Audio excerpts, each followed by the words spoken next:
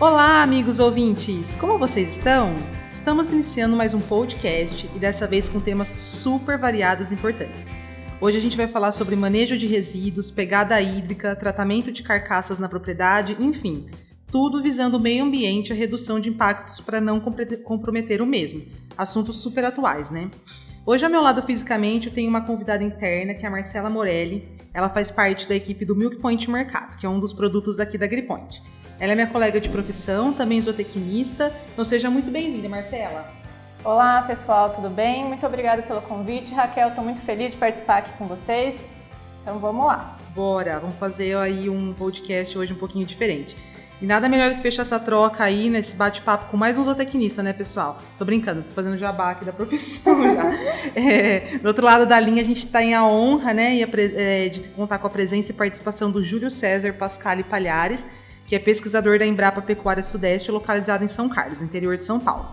Bom, atualmente a Marcela trabalha aqui na AgriPoint, mas ela fez pós-graduação com a orientação do Júlio, né? Por isso eu já garanto para vocês que a nossa conversa será muito rica e a gente vai falar de muitas coisas bacanas aí que com certeza vão agregar para a produção de todos, né? Para todo mundo que está envolvido no setor. Então, bem-vindo, Júlio, também aqui ao nosso podcast.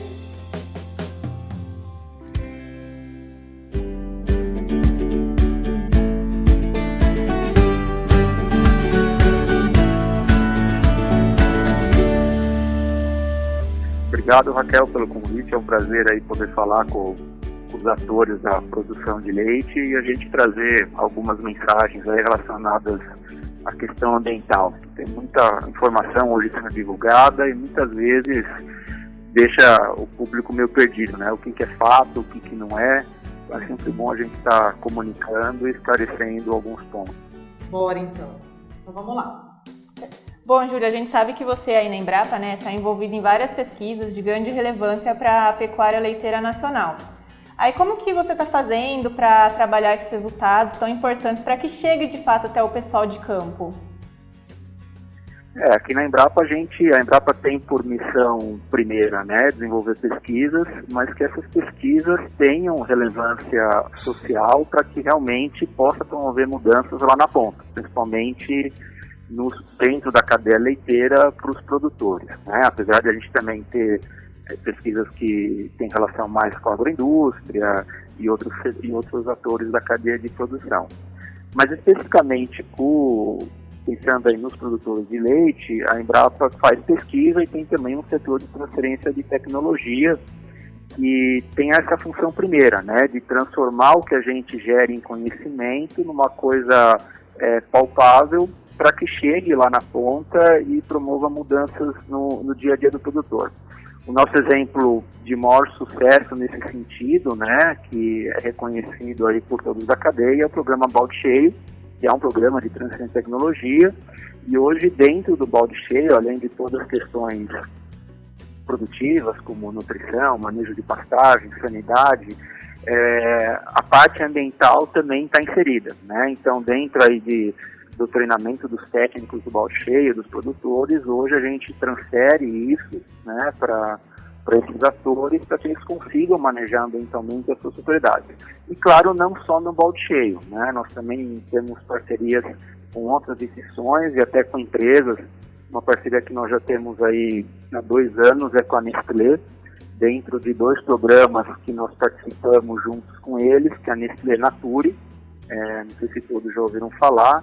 O Nestlé Nature, ele certifica propriedades leiteiras e caso essa propriedade compactue com alguns indicadores ambientais e de bem-estar animal, o produtor ele ganha uma bonificação de até 7 centavos por litro de leite. É a primeira vez que uma empresa faz isso no Brasil, né? Então foi uma ação bem inovadora nesse sentido. E a gente ajudou eles mais na questão técnica de estabelecer esses indicadores ambientais e também monitorar o que está sendo levantado no campo para voltar esse conhecimento para o produtor e promover as mudanças. E a gente hoje também tem um grande programa aqui, que é a produção de leite orgânico, né? Que dentro desse mundo orgânico, a vertente ambiental, ela está muito presente, né? O consumidor, quando compra um produto orgânico, além de um alimento, ele está comprando valores. O meio ambiente é um valor que esse consumidor procura num produto orgânico. Então, hoje nós temos uma capacitação tem feito extremo sucesso de procura, já é o segundo ano que nós temos essa capacitação, que dura 6 meses, para quem quiser participar.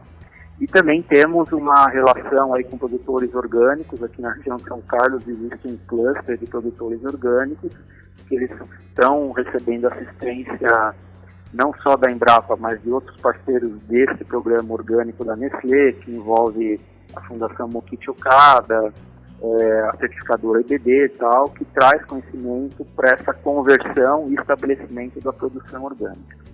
Então, esses são alguns exemplos, né, que como a pesquisa ela gera esse conhecimento, né, que é aquela coisa mais clássica, muitas vezes não tão palpável para a sociedade, mas que a gente pega tudo isso, põe num pacote, né, esse pacote chamado Transferência de Tecnologia, e para promover as mudanças de fato aí no dia a dia da produção de leite.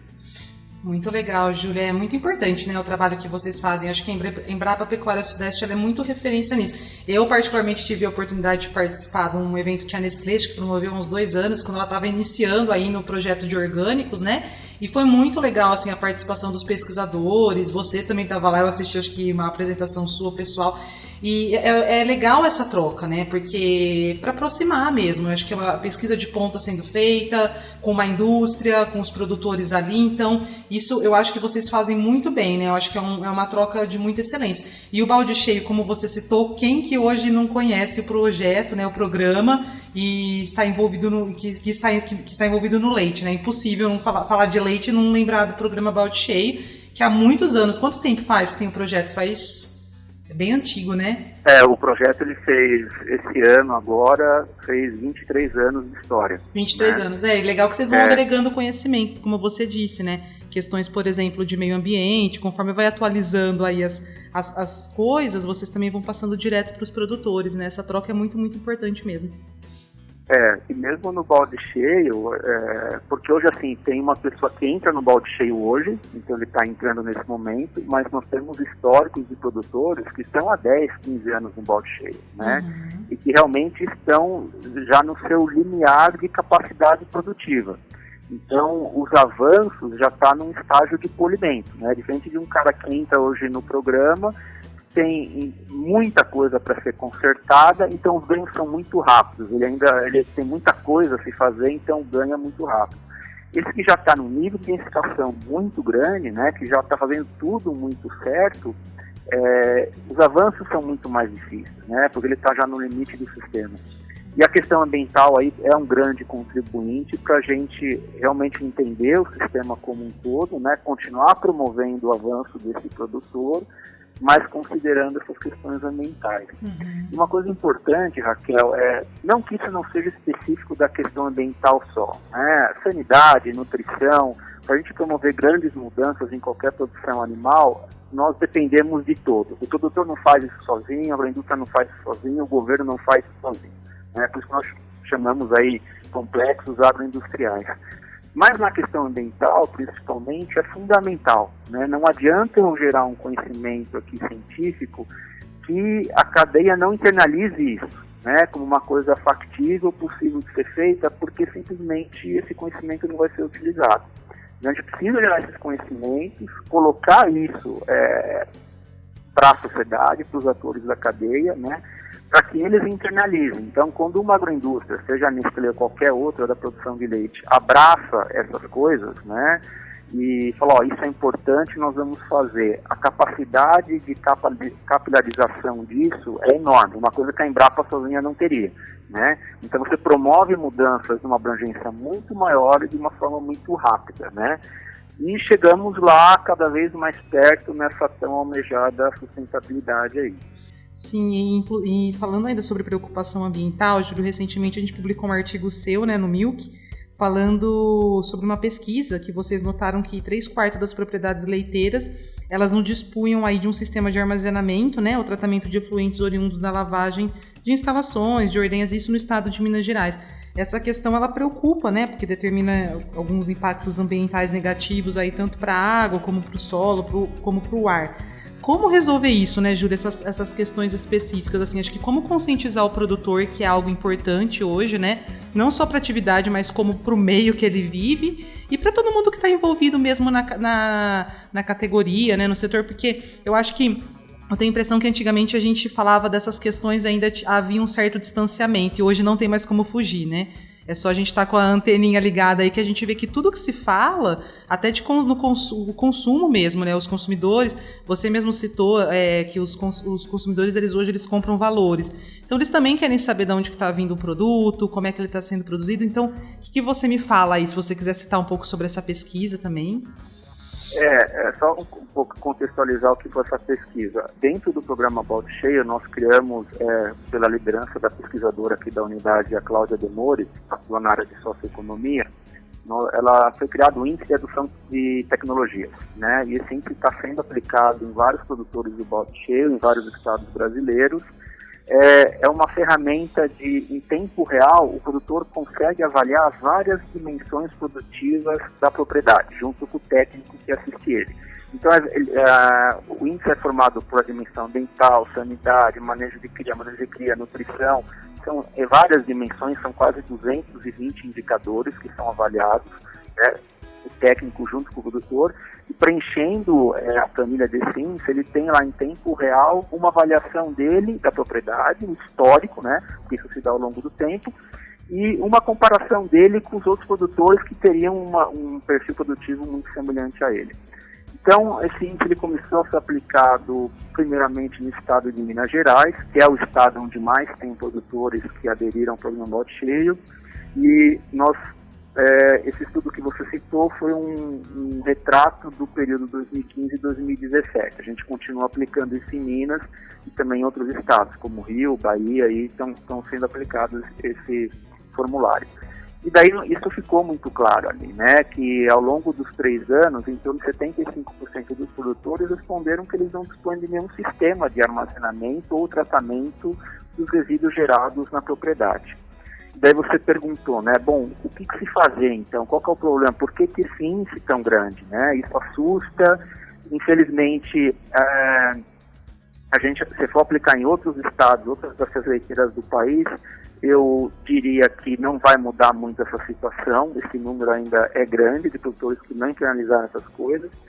E a não internalização dessas coisas não é uma questão de falta de opções. As opções existem, né? As tecnologias, as práticas, e o que a gente tem que pensar é, bom, isso não está chegando no produtor, ou isso está chegando e ele tem dificuldade de fazer isso. E essa dificuldade, claro, existe. Se nós pegarmos aí os últimos resultados que saíram do Censo Agropecuário, né? A gente vê que o índice de produtores, o primeiro grau incompleto, ainda é o que é mais presente no país. Então nós temos produtores que têm, em grande parte, são tipo produtor de leite, o pequeno e médio, que tem uma dificuldade de ler e escrever. Então qualquer adoção tecnológica é um grande desafio para eles, né? Aí se torna muito importante a assistência, a extensão rural, para alguém traduzir para ele, assistir ele continuamente para que essas coisas aconteçam. Então, só que daí pela questão da assistência e da extensão, nós também temos um outro problema, que os nossos profissionais agropecuários, eu sou zootecnista de formação, eu ministro aula na Universidade de São Paulo, na pós-graduação, tenho colegas de várias universidades, ainda nós formamos zootecnistas, veterinários, agrônomos, agrícolas, com conhecimento ambiental baixíssimo. Então, se eu pegar um aluno formado hoje e falar, adequa ambientalmente essa propriedade, ele não vai conseguir fazer, porque ele não tem esse conhecimento.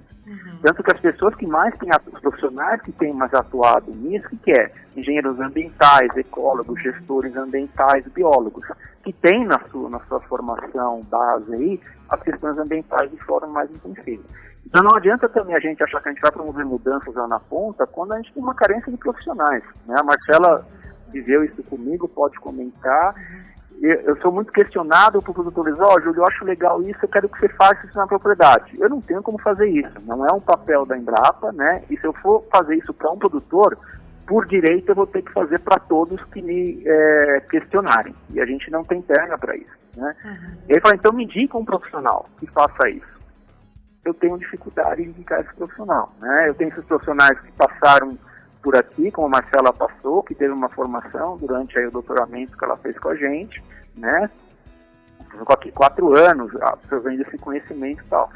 Mas existe uma carência muito grande. Então, a grande dificuldade nossa, assim, não é falta de opções. As opções existem. É que isso chegue para profissionais, para eles serem treinados, porque se o produtor vai ter dificuldade de dimensionar uma esterqueira, o profissional agropecuário também tem. Se eu falar para ele assim, ó, dimensiona o tanque, aquela famosa churumeira, que a gente, pessoal, chama no campo lá, dimensiona a churumeira para esse sistema de leite aqui com 50 vacas em lactação, com 2 ordenhas por dia. O profissional vai olhar para a minha cara e falar, olha, como que eu faço isso? Sim. Né? E é simples, a matemática não é complexa, não é uma coisa de alta engenharia. A coisa é muito simples, só que não teve isso na formação. Né? E vocês, principalmente, por ser uma empresa que trabalha com comunicação, difusão de conhecimento, são também parte importantíssima nisso, para a gente difundir essas coisas. Né? Falar, ó, existem opções. Procure esses canais, né, que podem ajudar, que podem fazer acontecer a coisa, tá? Eu tinha comentado até que, por exemplo, programas como o Balde Cheio são importantes porque eles traduzem as informações que a gente consegue na área acadêmica muito rapidamente, né? Ela traz já uma instantaneidade da informação para o produtor mais em tempo real, né? Eu acho que isso é importante, que ele consegue tornar isso um pouco mais palpável. Ele consegue ver isso mais fácil. Eu acho que quando a gente acaba pegando dados, demora um pouco tempo para aquilo que a gente consegue analisar e às vezes ele acaba perdendo interesse ou ele não consegue entender, né? Eu acho que por ser tempo real, acho que também ajuda bastante, né, nesse fato. Sem dúvida, né? Você está levando informação em tempo real, você garante assistência de médio e longo prazo, porque assistência não é um profissional ir lá 2, 3 vezes na propriedade, isso não vai provocar mudança. Nós temos já avaliações do Balde Cheio, como ele já tem toda essa história, né? E é preciso mais, em média, tá? Isso vai depender de região, de produtor, mas a gente pode falar numa média, em torno de 3 anos de assistência, né? Ali em tempo real, mês a mês e tal, para que as grandes mudanças consigam ser implementadas na propriedade leiteira. 3 anos. Né? Quando você fala um tempo desse num país como o Brasil, é quase uma coisa impossível de você se pensar em termos de políticas públicas, porque não existe essa política de 3 anos consecutivos ali. Então o programa acaba tendo esse sucesso, né, porque ele manteve essa história, o produtor tem a garantia, claro que a garantia que o profissional vai assistir não depende da Embrapa, né, porque esse profissional ele é muitas vezes financiado por parceiros locais, seja uma prefeitura, seja o SEBRAE, seja uma federação de agricultura. Esses são parceiros fundamentais no programa que têm essa competência de financiar esses técnicos que vão dessa assistência garantida para o produtor. Então isso é importantíssimo, né? E como você citou também, o Balde Cheio é uma experiência, nós temos outros programas que trabalham com transferência de tecnologia no leite no Brasil, que também tem um sucesso reconhecido. E como tem outros programas que já trabalharam com suinocultura, com bovinocultura, né, e que se mostraram exitosos, por quê? Porque é um arranjo multi-institucional. Não é alguém que acha que tem a verdade e, eu tenho a verdade e vocês vão agora me escutar. Não. A Embrapa não tem todas as verdades, então ela tem vários parceiros que ela, auxilia em toda essa história de construir isso, né? E outra coisa importante que você falou é isso, né? Você saber o que é a produção de leite, o que é esse dia a dia, né? E você propor coisas que o produtor consiga entender, consiga operacionalizar, consiga manejar e veja o resultado.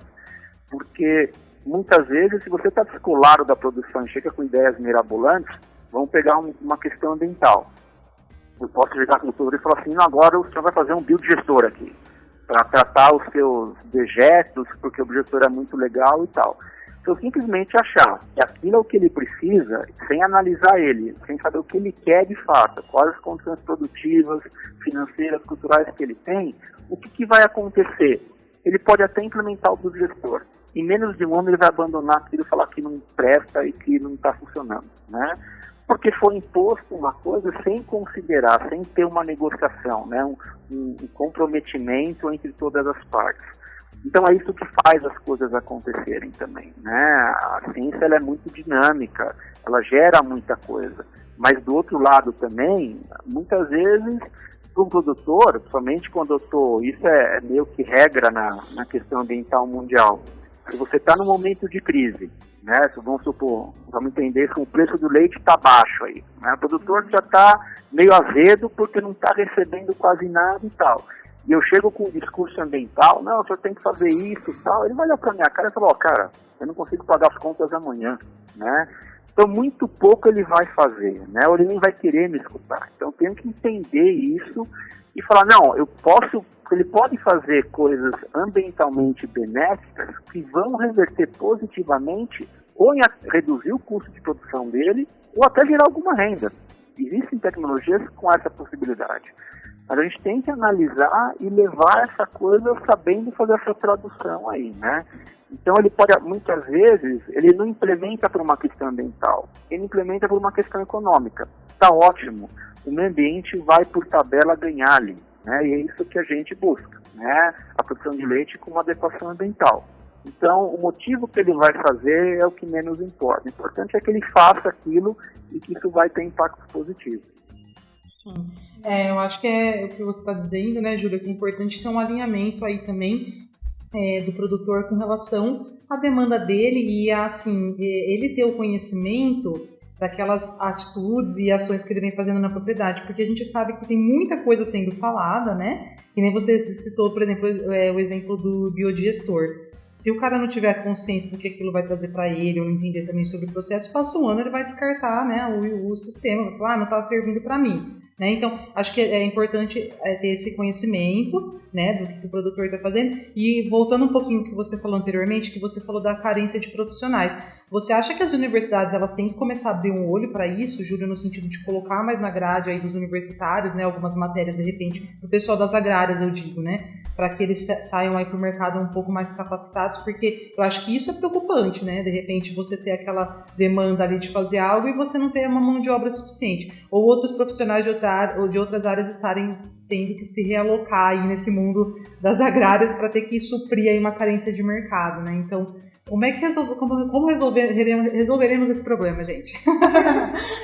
Bom, Raquel, isso as universidades já tinham que ter feito, né? Porque, querendo ou não, qualquer universidade hoje tem um discurso ambiental que é uma maravilha, né? Mas se na prática ela não está conseguindo formar esses profissionais, então simplesmente é discurso, né?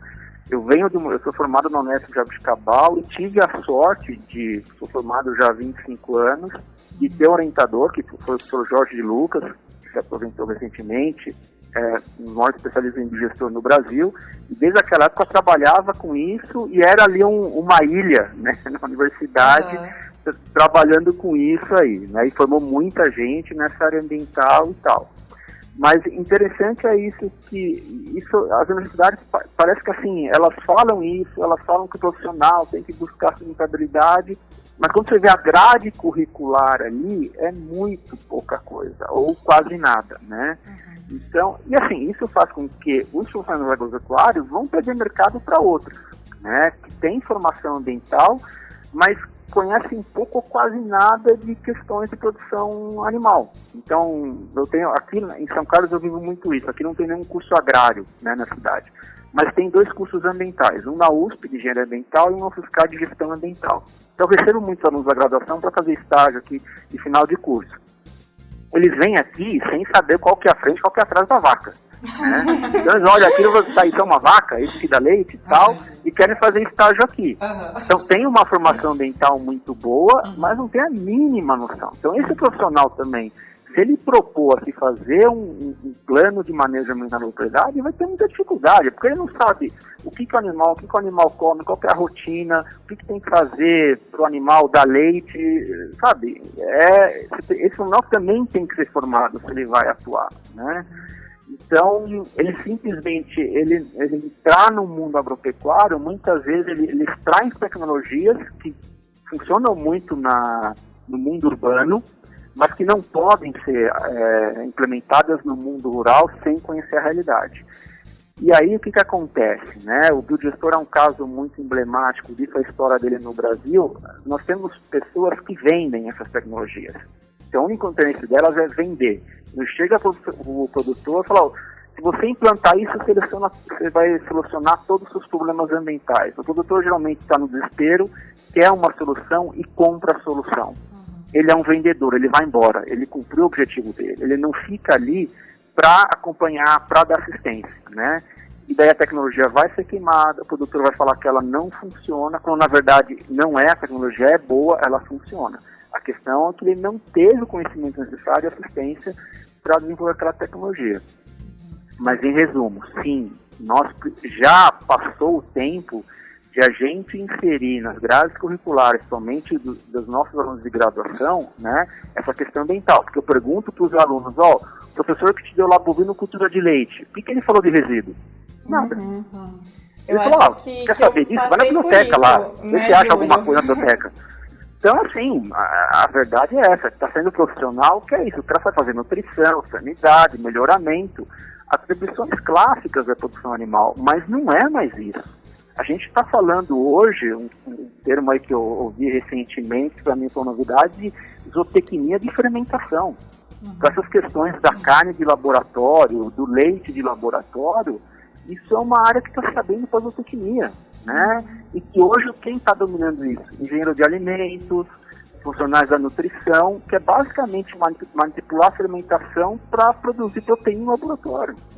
Né? E isso está acontecendo, não tem como a gente fechar os olhos para isso. Não é mais uma questão, isso é moda, não.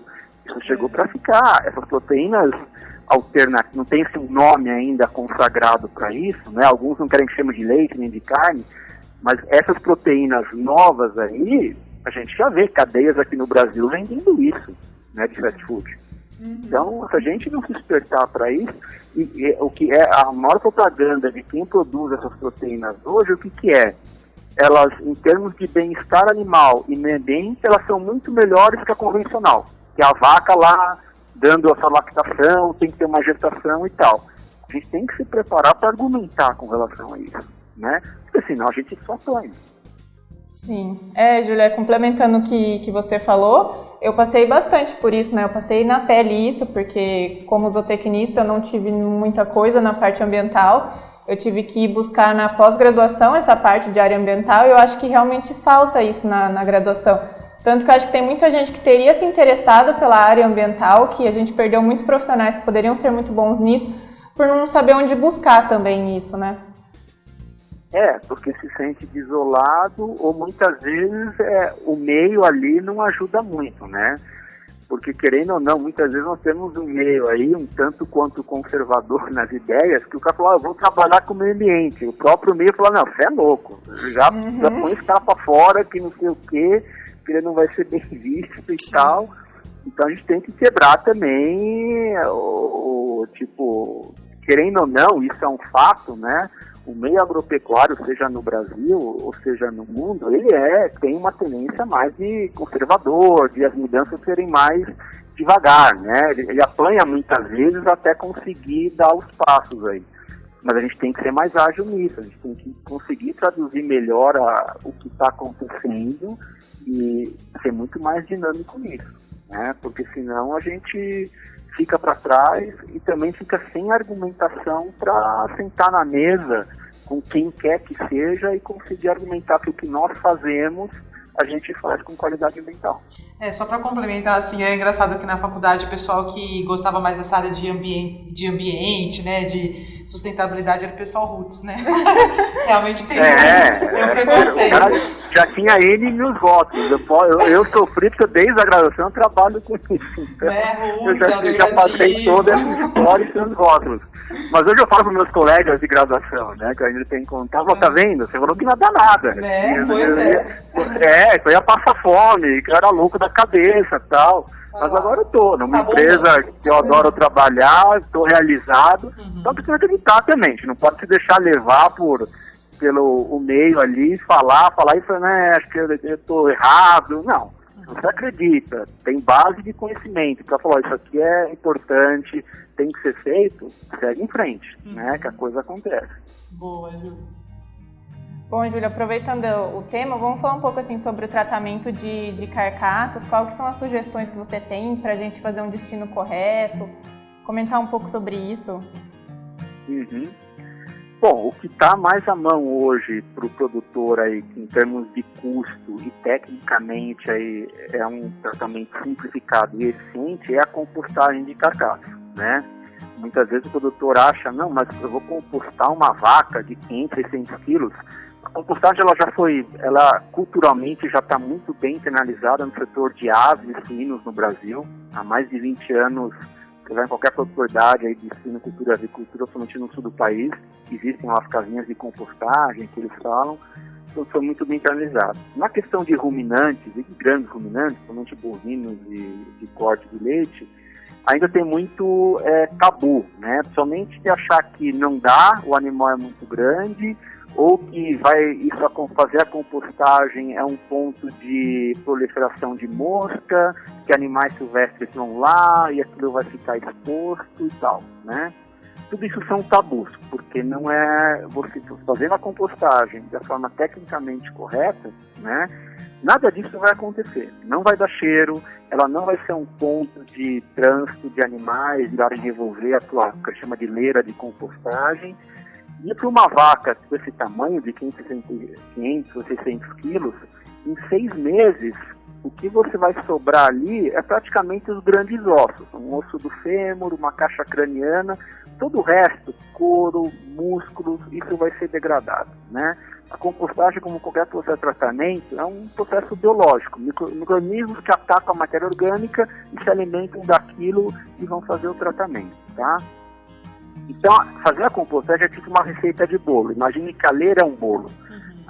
O animal, a carcaça, é a tua fonte de nitrogênio, a gente fala, e você tem que ter uma fonte de carbono, que pode ser uma casca de arroz, uma casca de café, uma palhada de milho, um resto de silagem. Tudo isso é fonte de carbono presente, né, numa propriedade rural. E daí você faz essa receitinha, existem algumas regras a se seguirem, né? Monta essa leira e isso vai acontecer. Então hoje o que existe de mais à mão para o produtor é isso daí. Tem muitos produtores que falam assim, não, eu enterro, né? O enterro é uma forma também que a gente pode dispor. Só que o enterro, você tem que fazer uma análise da área do entorno onde você está enterrando, né? Que ali não pode ter um solo arenoso, porque o solo arenoso infiltra muito mais, e quando você composta, existe a produção de um chorume, tem um poder impactante elevado. Você não pode ter o lençol freático, as águas subterrâneas, esse lençol não pode estar muito superficial, senão você tem o risco de contaminar. Não pode ser uma área que esteja muito alta, que você não faça drenagem para não escorrer coisas e parar no rio ou na nascente que tem um produtor. Então você teria que fazer um estudo desse entorno para realmente, eu vou enterrar aqui e isso vai me dar segurança ambiental. Porque muitas vezes a gente vê na propriedade, quando você pergunta ao produtor, o que você faz com a carcaça? Ele fala, enterro. Aí você fala assim, aonde está enterrado? Aí ele aponta um lugar, geralmente no meio da mata que ele tem, está lá no meio. Ele nem sabe direito onde está, né? Então você já vê que não foi feita nenhuma avaliação, ele vai enterrando conforme a demanda, vai abrindo um monte de buraco na propriedade, e aí sim, isso vai ter um risco ambiental. Então, tanto como a compostagem como o enterro, são manejos que você tem que ser feito, de forma controlada. Uma outra coisa que o doutor diz, não, eu faço incineração. Incineração aonde? Cadê o seu incinerador? Você põe fogo, o fogo não é incinerar. Tá? O fogo é uma arte de pirotecnia, que não deve ser feita, porque tem muito risco para quem está manejando aquilo. Você não vai conseguir uma combustão completa, como se fosse uma incineração, então, e vai ficar aquela coisa exposta com alto risco sanitário para a sua propriedade. Recentemente foi aprovado agora no Congresso Nacional uma nova legislação do MAPA sobre disposição de carcaças, tá? Isso muito focado para monogástricos, não tanto para ruminantes, visando a elaboração de coprodutos como farinha desses animais, desde que a causa-morte possibilite isso. Então acho que isso vai começar mais para monogástricos, né? Que daí você teria uma outra válvula de escape dessas carcaças, como eu falei, dependendo da causa-morte, elas poderem serem vendidas para uma indústria que vai transformar aquilo num produto, seja ele qual for, né? Mas tudo isso depende de uma logística, tá? Então existe uma lei e agora a logística vai depender do interesse econômico, somente dessas indústrias que processam cascados, de começar a viabilizar isso. Mas é uma coisa que talvez desponte num futuro aí de médio prazo, principalmente para ruminantes, possa ser uma outra possibilidade de descarte correto de carcaças, tá? Ótimo, Júlio. Eu acho que ainda falando sobre a redução do potencial poluidor aí da atividade como um todo, né? Acho que a gente está citando vários pontos importantes. A gente não pode esquecer também da importância da nutrição de precisão para o gado, né? Eu acho que além de ter a economia do produtor, de repente ele ter um custo ali mais alinhado, a gente não pode esquecer que a concentração de nutrientes nas fezes, né, e urina dos animais, ela é resultado aí de vários fatores produtivos, sendo que um dos mais importantes é o tipo da dieta oferecida para esse animal. Então, por exemplo, dietas formuladas de acordo com as exigências, né, daquele animal, ela vai promover uma maior eficiência dos nutrientes e, consequentemente, uma menor excreção aí nas fezes e urina, né? Então, eu acho que é importante a gente também falar alguma coisa sobre esse tópico, porque a gente escuta muito falar nutrição de precisão, agricultura de precisão, né? Mas como que isso também pode impactar, de certa maneira, no ambiente, né? E tem tudo a ver, né? Exatamente, Raquel, muito bem lembrado. Isso eu sempre falo em aulas e palestras e tal. Voltando um pouquinho que a gente conversou, como toda a questão ambiental no Brasil, ela começa com quem? Com os engenheiros civis, tá? Que isso há mais de 30 anos e tal. O engenheiro civil é um cara que foi formado para dimensionar coisa. E daí nasce uma abordagem que a gente chama de final de tubo. O que é uma abordagem de final de tubo? O cara acha que o problema dele é o que está saindo do tubo. Então o que ele propõe? Um sistema de tratamento, ele constrói uma coisa ali, que aquilo que está saindo do tubo passa pelo sistema, e do outro lado do sistema sai uma coisa que pode ser disposta à natureza com segurança e respeitando os padrões legais. Isso no meio rural não funciona. Tá? Porque essa abordagem final de tubo, ela é custosa, ela demanda mão de obra qualificada. Isso numa indústria dentro da cidade ou para o tratamento de esgoto urbano, isso funciona, é o que é feito no mundo inteiro. Mas o meio rural tem as suas particularidades e essa abordagem não funciona. Infelizmente ela foi usada durante muito tempo, não só no Brasil, como em vários países do mundo. Tá? Então, fazer ambientalmente correto em produção animal, seja leite, carne, qualquer outro produto, é entender um sistema de produção. O que sai no tubo, que a gente chama de dejeto, de efluente, de carcaça, é simplesmente a consequência de um sistema de produção. Se nós não atuarmos em produção, fica muito mais caro fazer a questão ambiental e com uma complexidade técnica muito maior, tá certo? Porque a gente estaria jogando todas as fichas num só lugar, que é no tubo, ok? E onde começa o manejo ambiental da produção de leite? Na nutrição. Porque só existe um resíduo orgânico na forma de fezes, urina ou dejeto quando o animal está comendo alguma coisa.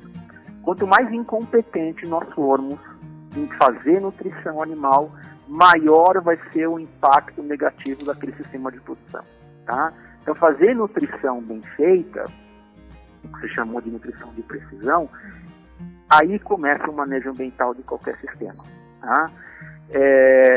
Existe ainda entre os nutricionistas, né, e eu tenho colegas aqui na Embrapa que são nutricionistas, e tenho colegas que eu conheço e tal, que se fala assim, não, mas eu fazer uma nutrição bem feita, isso pode imputar um maior custo, e nutrição para qualquer produção animal é o maior custo, tá certo? E o nutricionista ele fica muito arredio a você de repente propor uma inovação ali, ele fala, não, mas isso aqui não vai fechar a ração, porque eu quero ração de menor custo e tal, que não sei o quê. Só que a gente também tem que mudar o que é custo de produção. Se meio ambiente é uma coisa importante, meio ambiente tem que ser considerado no custo de produção, tá certo?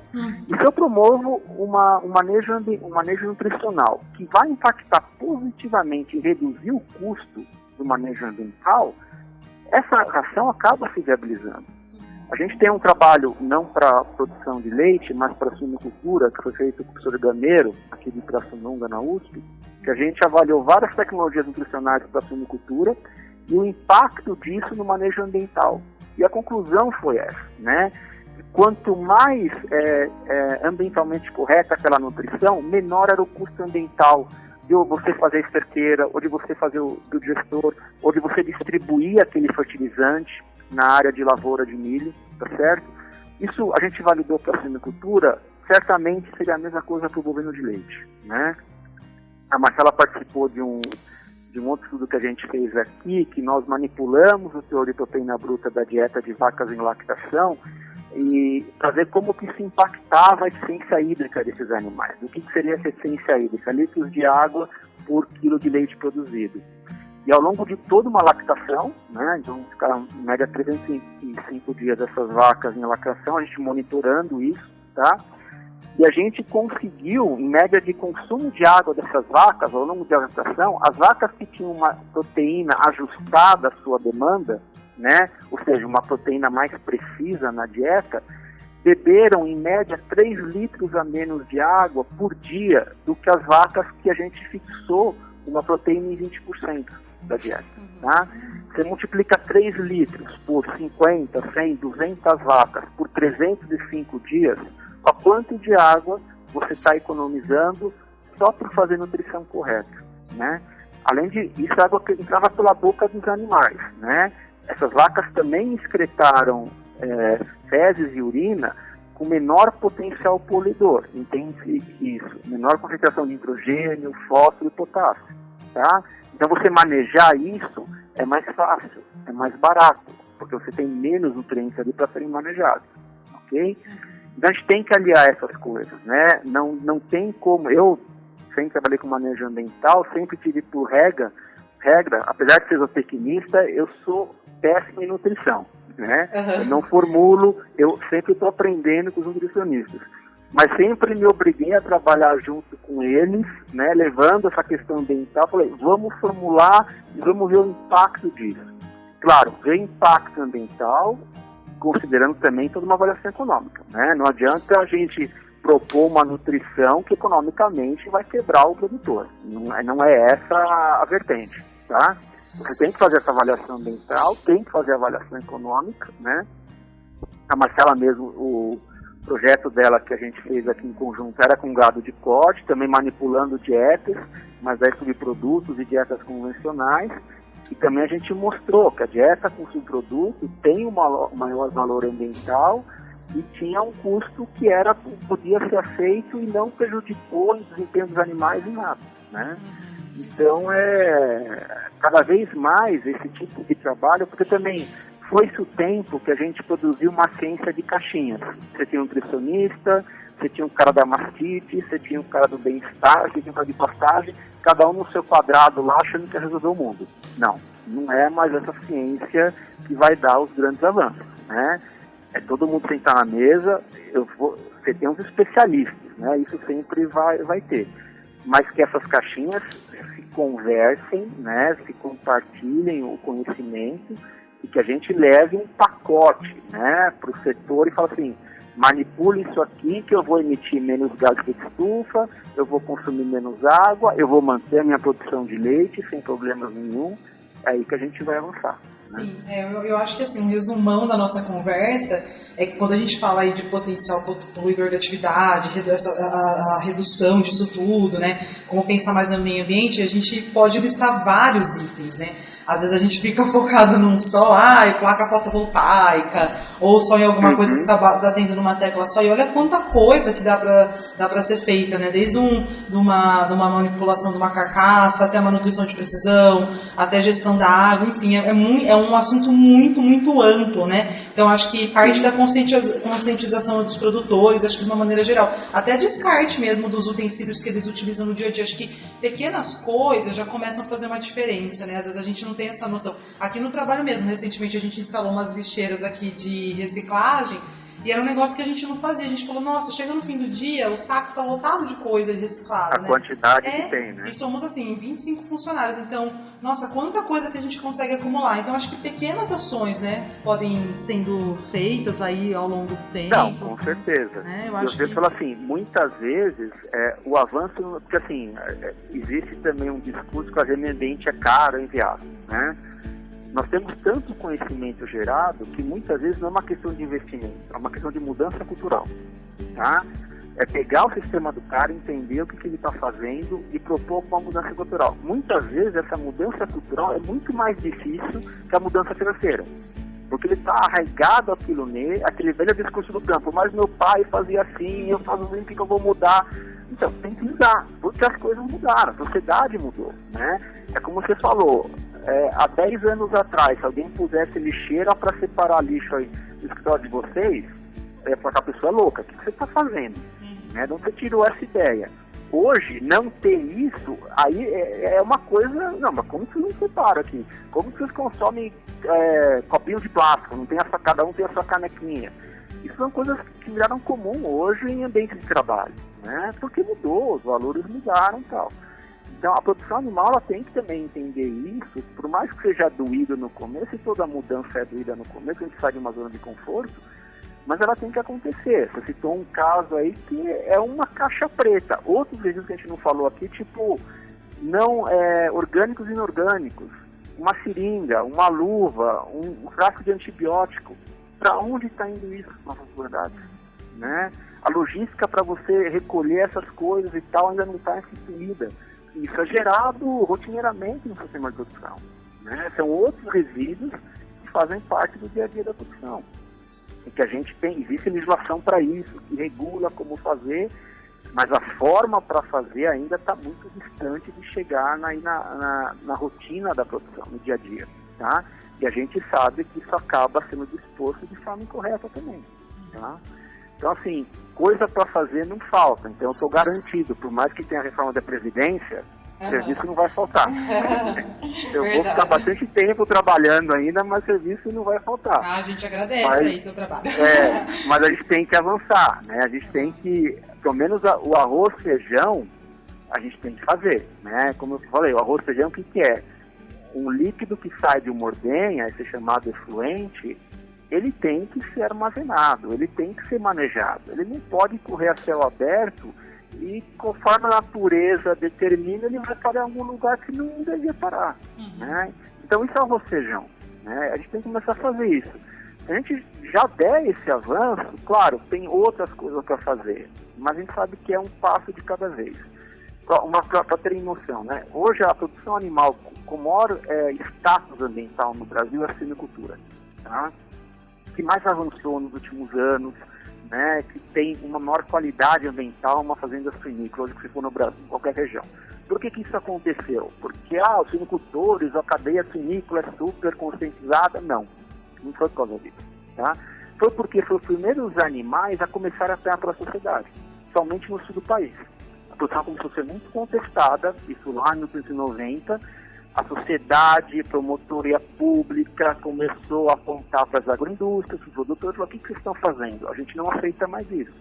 Aí houve um trabalho de anos, né, de governo, empresas privadas, empresas de pesquisa e tal, que foram irradiando isso, foram adequando, tanto que Santa Catarina hoje tem uma lei que é a mais avançada em termos de licenciamento ambiental para uma produção animal no Brasil, que é a Instrução Normativa número 11, tá? Que licencia a suinocultura em Santa Catarina, que se compara às leis europeias e americanas.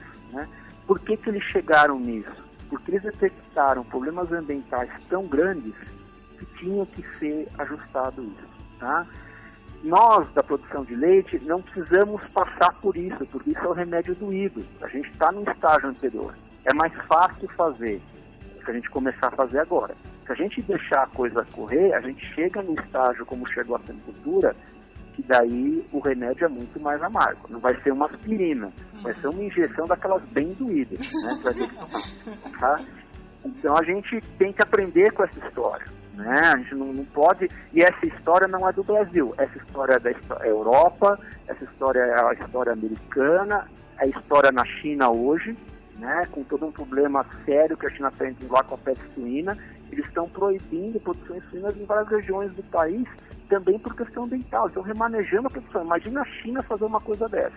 Porque detectaram em certas regiões não tem mais como pôr unidade animal ali, porque ambientalmente já passou do limite. Né? Esse é o remédio amargo.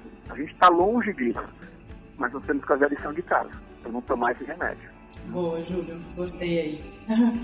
Isso aí, Júlio. Muito obrigada. A gente viu que o assunto realmente assim, é muito amplo. A gente tem muita coisa ainda para fazer e a gente já está fazendo também muita coisa. E acho que conversas assim como essa que a gente teve aqui agora sempre são importantes e relevantes, né, para a gente trazer cada vez mais esse tema em pauta para a sociedade. Aí queria fazer um agradecimento em nome do Milk Point pela sua participação.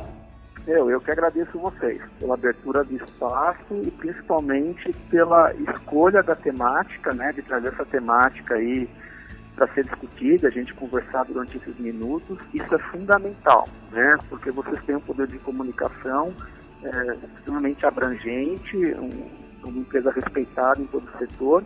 Então, quando vocês estão levando essa bandeira, o setor certamente vai olhar isso de outra forma, né? E pelo menos quem ouvir essa nossa conversa vai refletir, falar, não, realmente, temos que fazer. Então, vamos sentar todo mundo e começar a promover essas mudanças. Então, eu também parabenizo vocês pela iniciativa, né? E coloco tanto a Embrapa Pecuária Sudeste como eu, para quando acharem que isso é relevante, que tem que ser dito alguma coisa, a gente está sempre à disposição, né? Porque fazer ambientalmente correto passa por fazer uma comunicação muito bem feita. É assim que os avanços vão ser conseguidos. Como a Marcela disse, então, também estou reiterando aqui, Júlio, muito obrigada. O Milk Point sempre está com as portas abertas aí para vocês, né? A gente publica vários releases da Embrapa Pecuária Sudeste. Recentemente publicamos vários artigos seus aí também, então tudo que você achar que é interessante, pode mandar pra gente. A gente sempre dá prioridade aqui para os materiais de vocês, pelo respeito que vocês também têm no setor, né? Credibilidade, enfim, pelo trabalho de excelência que vocês realizam. Então eu agradeço mais uma vez aí sua participação, sua rápida disponibilidade e vamos que vamos, né? Vamos que vamos, que é possível. Então tá joia. Podemos fazer, sem problemas nenhum. Boa. Tá? Então quem ficou aqui até o final aqui com a gente, eu gostaria de deixar alguma dica, crítica ou sugestão para as próximas edições, envie um e-mail para pointcast@milkpoint.com.br. Obrigada, pessoal.